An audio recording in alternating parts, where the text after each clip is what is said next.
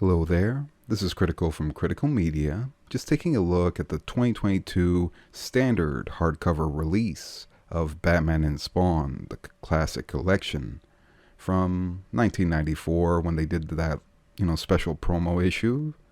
And this is the one that collects War Devil from Alan Grant, Chuck Dixon, Doug Moench, and Klaus Janson, while the other issue, being done by Frank Miller and Todd McFarlane himself on the art. And what we usually do at this channel is give you an idea of what to expect if you ever come across these books in the wild. So we go over the exterior, some bonus material, art and plot points, and then a brief review at the end. Now, just a disclaimer, they are planning to include this same material in the 2023 Deluxe Edition. That's going to also collect the series with, of course, Todd McFarlane writing and Greg Capullo doing the art. So if you want to wait for that one, no troubles there. But I will admit, the price point and the, digestive way of attaining the story, very well done from both companies here. Now, at least back to the tradition of this channel. In terms of the exterior, as mentioned, it is a standard edition. But there's no dust jacket, so I actually appreciate that they went like that. That's almost a trait of Image Comics more than DC. So, very noble there. It is a short narrative, so, it's two different stories, but it's about 100 pages. Now, in terms of the spine, yeah, it'll look pretty decent on anyone's shelf. It has both character profiles, and this green aesthetic using the McFarlane cover. I think, what's his name? Taganashi does the inks on this one. Now, in terms of bonus material, honestly, not really getting a lot here.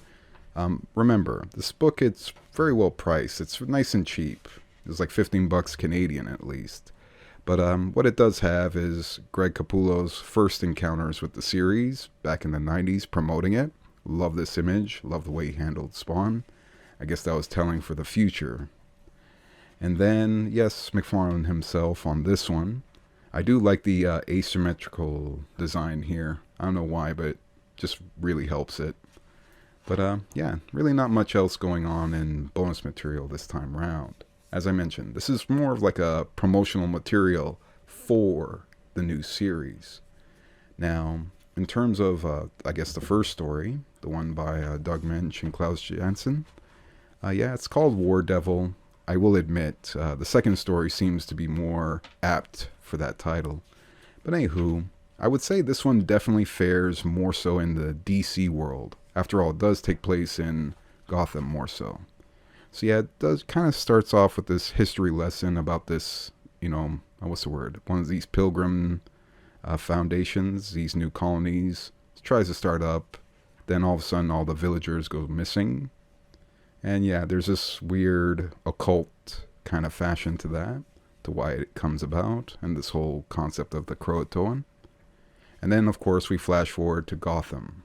And yeah, Batman's just doing his thing, trying to, unravel this mystery with a gangster, Virgil Dare, which leads into this whole idea with this conglomerate owner, Simon Vesper. I guess another antagonist of the story. But as you're kind of seeing from the art, you're seeing a lot of that 90s aesthetic. As mentioned, they weren't using computer too much for the blending, so you are seeing more hand-drawn blending. And that also goes hand in hand with almost each panel having like a color overlay. Now, if you're wondering how Spawn exists in this universe, they never go on to explain it. He's just there, just for this issue. After all, these are like specials, like annuals. But I like how almost each issue has that aspect where, yeah, Spawn and Batman, they're going to fight. You're going to see some pretty good kinetics. This is Klaus Janson, after all. But I will admit, the story doesn't take itself seriously enough, or should I say, seems to have that many great stakes, even though there's supposed to be this demon that's going to reawaken people. But some of the work is really good when you get to Janson's more, his more environmentals, those high-end shots that he's good at. But either way, It's still enjoyable. It's just, of the two, I would say it's the weaker. But this character, the Croatoan, I don't know why, but he reminds me of the Fin Fang Foom from Iron Man. Just for me. I'm not sure for you guys or not. And here we go on to the second issue, just labeled Spawn and Batman, which more so takes place in the Dark Knight universe. Although you are getting a much more serious take. After all, Frank Miller is at the helm here. And McFarlane, awesome designs as always. And this one definitely screams more of that 90s appeal, when things were like high-end and extreme. So yeah, Batman finds this cybernetic glove that enhances his strength, kind of leveling the playing field. But yeah, you're just seeing that typical McFarlane aesthetic here, where he always had dynamic posing, but in this case, it's always that, what's the word? Kind of dysmorphic kind of aesthetic. That's what I always liked about McFarlane. That's why his cape designs are always so good. He's able to go nuts with them. Speak of the devil, right? But this story, I guess to summarize, it's really just against this despot, this reoccurring despot in history who keeps appearing, Margaret Love. And she seems to be a war profiteer, coming out with these new weapons of mass destruction. And it has something to do with taking advantage of the homeless.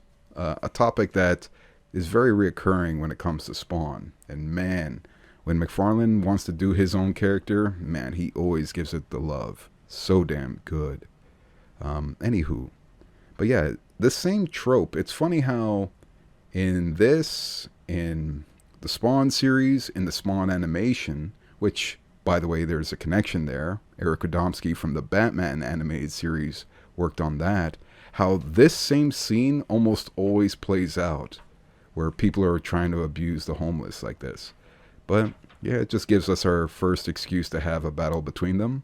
And man, I just love the arrogance of this Batman. Again, this is the Dark Knight Universe's one, where he's far more cocky, he's much more jaded, but he treats it a lot more like a mission, a war against crime. So definitely comes off here. It's funny how Al Simmons, Spawn, actually comes off as more of the sympathetic character in this. But yeah, very on point work by McFarlane overall. Frank Miller, I mean, they've all kind of had their hand at Spawn at one point. McFarlane's very good that way. But man, it's amazing how well his writing style fit it within the Spawn universe. I mean, the story itself takes place more in New York City.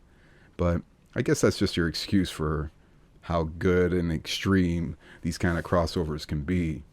I mean, it's not the most riveting story, admittedly. After all, they're just like the size of an annual. But I will say, it's a nice little piece of history to own. It's a nice little taste, this one at least, as mentioned. If y'all want to wait for the deluxe with the more fully fledged story now, absolutely. I don't mind that at all. I'm more so looking at this as like a gift to give to folks.